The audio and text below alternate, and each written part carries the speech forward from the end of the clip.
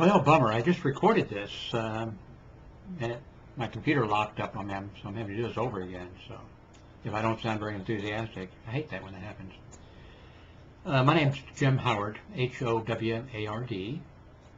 and this video is about Joe Wabash. And I'm going to tell you who Joe Wabash was here in just a second. Today is September 15th, 2006.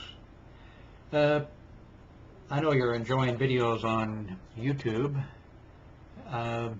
Sometime when you want to kill a few minutes, how about checking out my blog, however? ShowMeblog.com. ShowMeblog.com. Now, about Joe Wabash.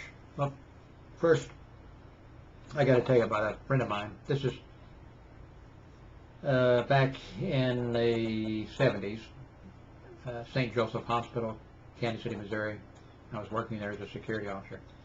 There was another guy working there, Frank Cipolla. Oh, what a guy. Most unforgettable character you would ever meet. He was Italian, he was wild, he was crazy, he was a saint, and he was the devil. And I got a million stories I could tell about the guy. Now, he's involved in this a little bit. Frank was so wild and crazy that he had to work in the parking lot Monday through Friday, and he really wasn't supposed to go in the hospital unless he was called and needed. He could go in for lunch. And so we'd have to go out and relieve him for his 30-minute lunch period. Frank would,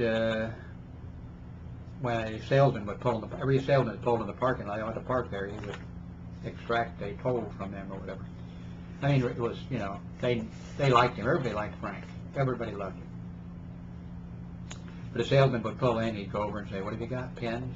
Notepads?" Yeah. So he'd go out to the shack, and he'd have a pen for you, or some sample or something that was being given away, or by the salesman as they were coming in. But Frank would also feed all the dogs and cats and strays and in the neighborhood, and you'd go out there, and he'd go out in a clean uniform. Maybe it was rainy, snowy. You'd go out there and you have to try to keep this dog from jumping on you. Well, Frank fed this German shepherd, German police dog, beautiful dog, and so the dog had a home. The nuns, there was a Catholic hospital, there was the hospital chaplain who lived in the hospital, so the nuns cooked breakfast, lunch, and dinner for him, and so the priest would have, maybe for breakfast he'd have scrambled eggs and sausage or pork chops or whatever, and for dinner he might have steak. All the leftovers went to Joe Wabash, the dog, out in the parking lot. A doctor even had a doghouse built for him with his name on it. Joe Wabash was the Wabash parking lot of the hospital. The street that ran through there was Wabash.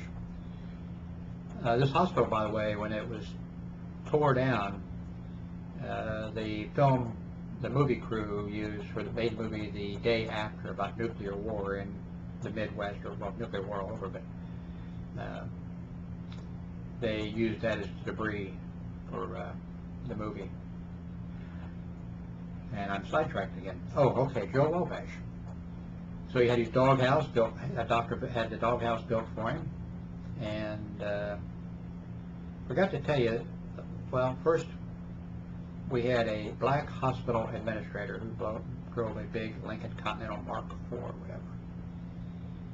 And I neglected to tell you something about Joe Wabash. Joe Wabash hated black people. I don't know why.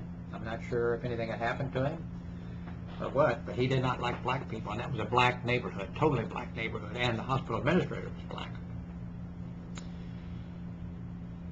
So when the hospital administrator would come in the morning, you had to be watching, and you had to get hold of Joe so that Joe would not eat the hospital administrator. That could be kind of bad situation. Also, after our first security officer was shot, I went to work. Maybe it was the second security officer, I can't remember. They both worked evening shift.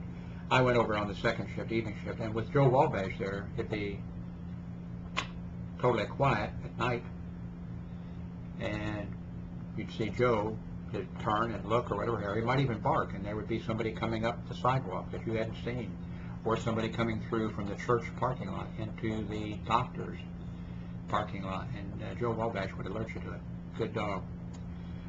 But I think because of his attacks, there's a few times we didn't catch the dog in time, and because he was trying to eat the hospital administrator, it was decided by higher-ups or whatever that Joe Wabash had to go.